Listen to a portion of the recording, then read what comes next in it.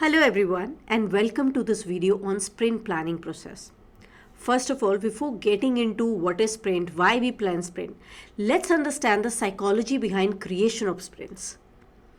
The experts totally understood from the previous methodologies like waterfall, VVs, they understood that if we set something for long term, it is super difficult to achieve them on time. And it is also very much difficult to stay focused and motivated. So what they did is they played very smart. What they did, they distributed the work in a short-term plans, in a short-term goals. And that's how sprints originated. Now let's understand the meaning of sprints. Literal meaning of sprint is running at fast speed in shorter duration of time.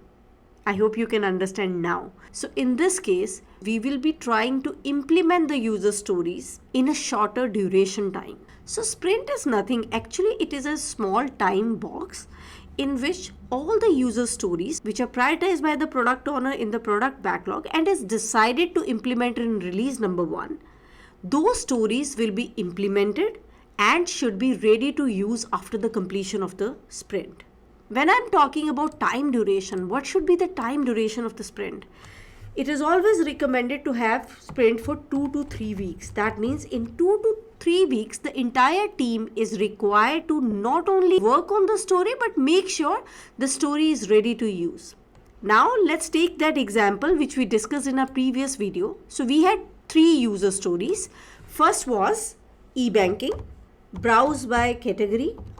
Third is register on website, and we all know the story points which we gave in the previous video. Guys, if you don't understand what is story points, how we give the story points, I advise you to watch the previous video because we discussed the complete process in the previous videos. So here e-banking has 8 points, this is 5 points, this is 5 points. So in this example, e-banking has highest priority. So guys, product owner along with the team will prioritize the user stories and will also decide that which stories we are supposed to work in release number 1.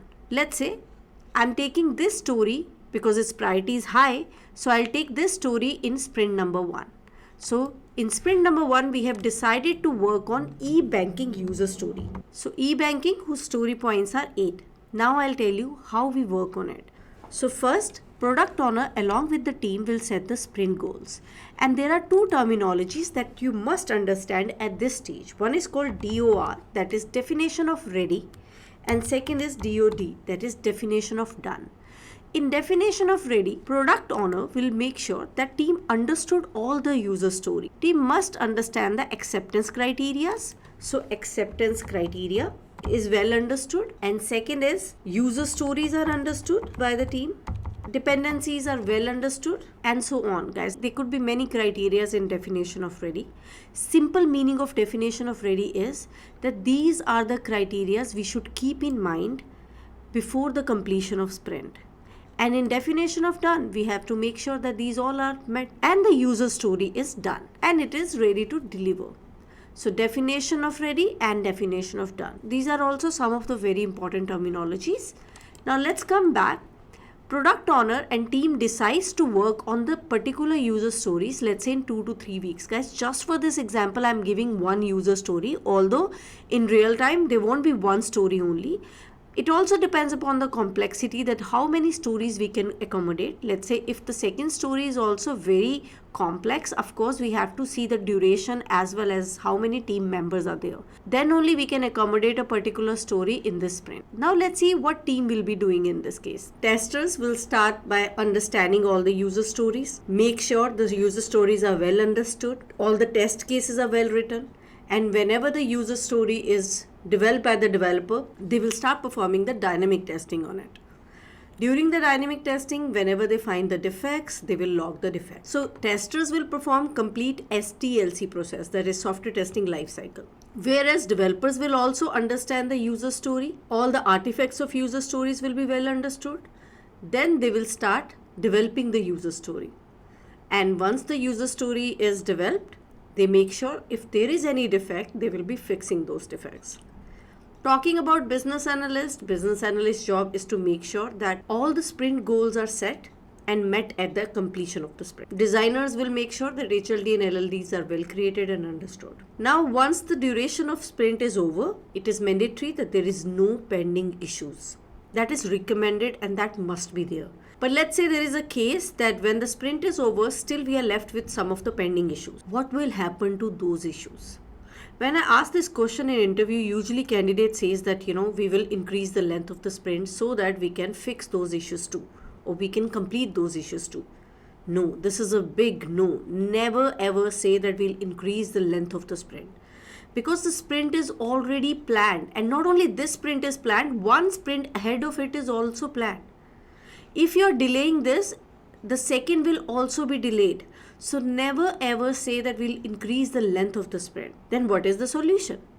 In this case, pending issues will move forward to product backlog. That's why the name is backlog, because it will have everything which is either not planned or not completed. So the pending issues will be moved to product backlog. So let's say any issue is left over here.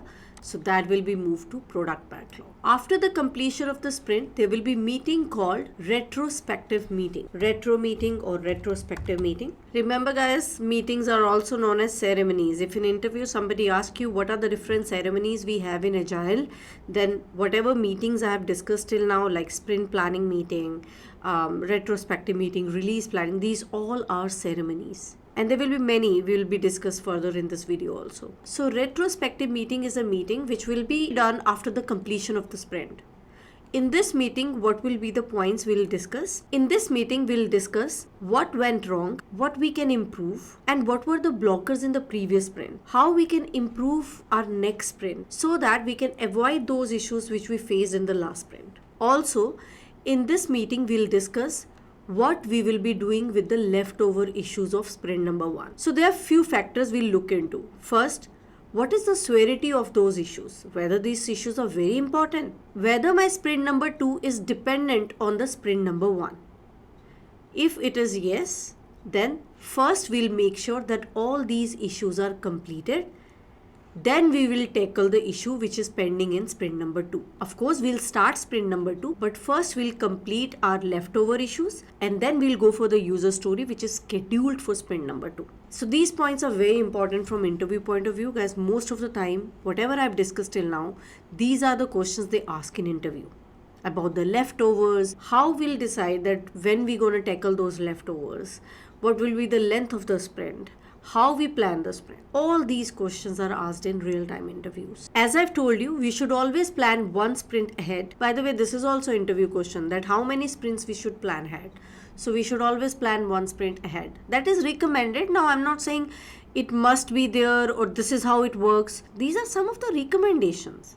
Now, how company process it, it totally depends upon that. Anyhow, same thing we will be doing in the sprint number 2 and so on. In order to keep us on track, there will be daily stand-up meetings too.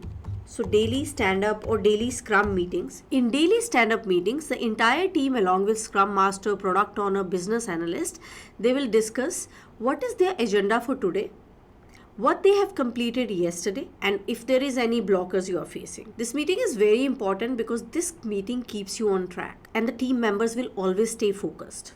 Because daily you have to say something. And when you have to say something, of course you will be working. You cannot say that I'm working on the previous issue only. Right? So that was the approach behind it. Also, as I've told, after the completion of the sprint, this story should be ready to use. That means it should be ready to release. Once the sprint is over, there will be something called sprint demo. Sprint demo is given to product owner. That means whatever team has implemented in the sprint, demo will be given to product owner, and product owner can accept or reject it, and accordingly we work on it. So this is sprint demo. And the stories which are not part of any sprint will be in sprint backlog. I understand, guys, there are many terminologies in Agile methodology. That's very important for you to understand and learn them so that you can implement exactly same thing in Jira. Because Jira 101% is using the same terminologies. So if you understand this process smoothly, it's going to be super easy for you to implement everything in Jira. So in sprint backlog, we'll have all the user stories which are not planned yet but should be part of the current release. That's all for this video, guys. I'll see you in the next video where we will set up the Jira project. So we'll start with Jira now and we'll set up the projects. So stay tuned. I'll see you in the next video.